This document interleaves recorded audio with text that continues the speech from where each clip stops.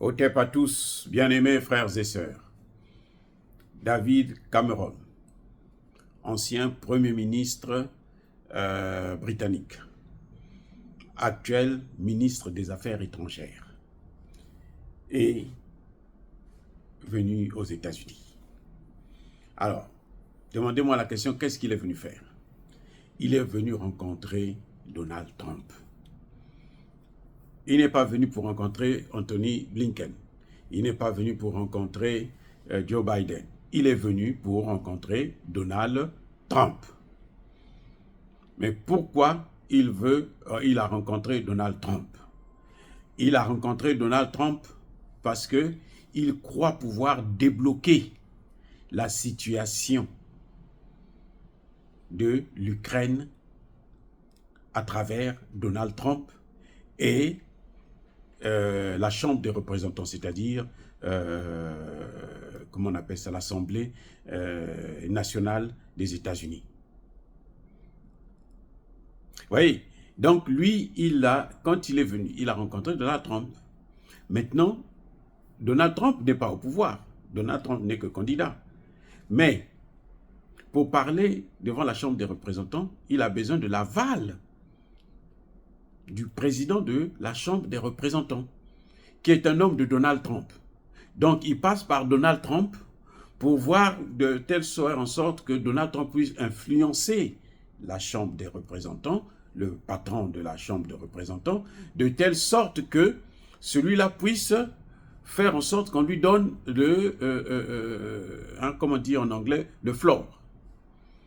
Qu'on lui donne un espace pour venir parler aux représentants et au Sénat. Comme ça, il va leur demander de soutenir l'Ukraine.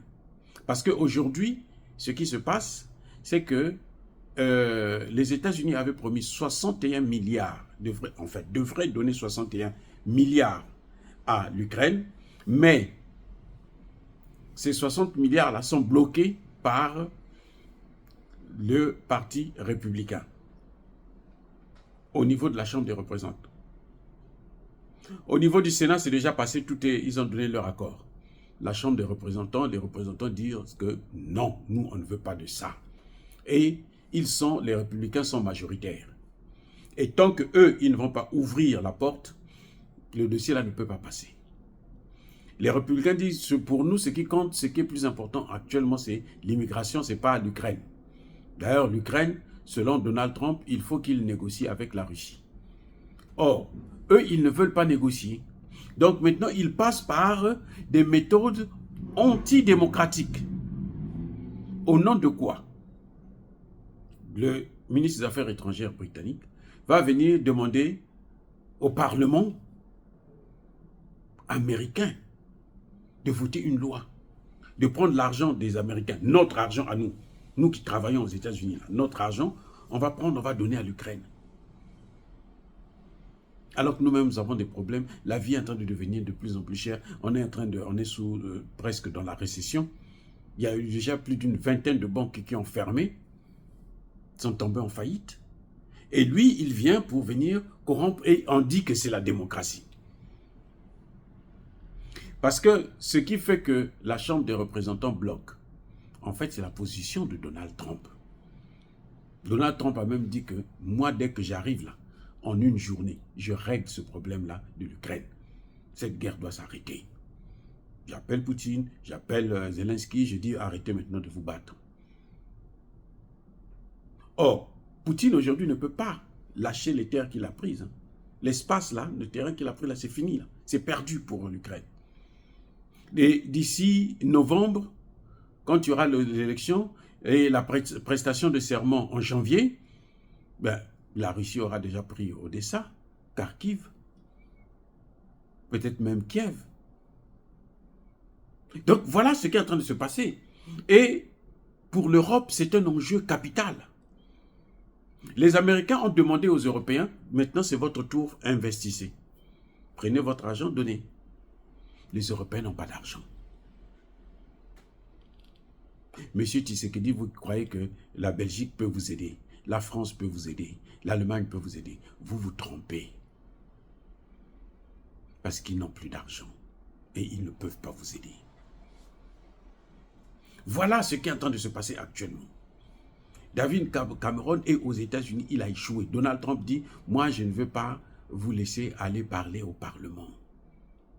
Qui êtes-vous? Ici, ce n'est pas l'Afrique. Ici, ce n'est pas l'Union africaine où vous pouvez venir, bon, vous dansez comme vous voulez, parce que, bon, les Africains sont ce qu'ils sont. Ce sont des naïfs, nos dirigeants, là, pour la plupart. Ici, ça ne se passera pas comme ça. Ce qui compte, c'est l'intérêt américain. Quels sont les intérêts américains? Dans cette guerre, c'est l'Amérique qui a réussi, parce que l'Amérique a pu relancer son industrie. Toute l'aide que vous voyez qu'on envoie en Ukraine, 80% de cette aide reste ici aux États-Unis pour relancer l'économie américaine. Donc, David Cameron croit que on peut faire ces petits jeux qu'ils font avec les Africains, où ils viennent, on voit un dirigeant, lui dit non, moi, tu sais, on va te donner de l'argent, on va ceci. Donald Trump, il est riche. Il est multimilliardaire, avant même d'être président. Quand il était président, là, il n'avait pas de salaire. On lui donnait 1 franc symbolique. Il n'avait pas de salaire. Parce que, eh ben, il a son argent, il n'a pas besoin de salaire. Et la politique de Donald Trump n'est pas la même, parce qu'ils savent que si il sait que Donald Trump est probablement le prochain président. Moi, je pense qu'il sera le prochain président, sauf s'ils font encore des magouilles. Parce que moi, je veux voter pour lui. C'est clair. Moi, je veux voter pour Trump. Donc, voilà, bien-aimés frères et sœurs, monsieur vient, envoyé par les Européens, l'Union européenne, pour venir tenter de corrompre le Sénat américain. Mais vous vous rendez compte à quel niveau les Européens sont devenus si bas? 61 milliards. Mais eux, ils n'ont qu'à prendre 61 milliards donnés.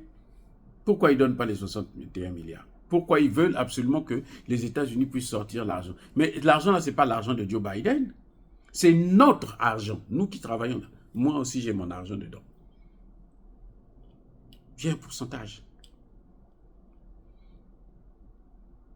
Donc voilà, monsieur David Cameron, il repart bredouille. Voilà, il repart bredouille parce que la mission n'a pas marché. Et c'est surprenant. Ceux qui parlent de la démocratie, ils veulent la démocratie, les élections. Voilà la démocratie. C'est la corruption. Il veut venir corrompre les autorités américaines pour qu'on puisse passer outre la volonté du peuple pour prendre l'argent de ce peuple-là et puis envoyer en Ukraine. Non. L'Ukraine doit négocier pour sa survie. Sinon, l'Ukraine risque même de disparaître. Alors, dire cela, c'est inciter à la haine ou à la violence. Non, il y a ma colère. Encore une fois de plus, bien-aimés frères et sœurs, je persiste et je signe. Soyez bénis, abondamment bénis par le Dieu des Kémites et par nos ancêtres angélisés. Mais que tous ceux qui persécutent le continent africain le pillent et le déstabilisent, qu'ils soient noirs, blancs, chinois, arabes, juifs, indiens ou qui qu'ils soient punis, maudits, foudroyés, neutralisés, écrasés, effacés par le Dieu des Kémites et par nos ancêtres angélisés. Vive l'Afrique éternelle, j'ai dit et j'assume.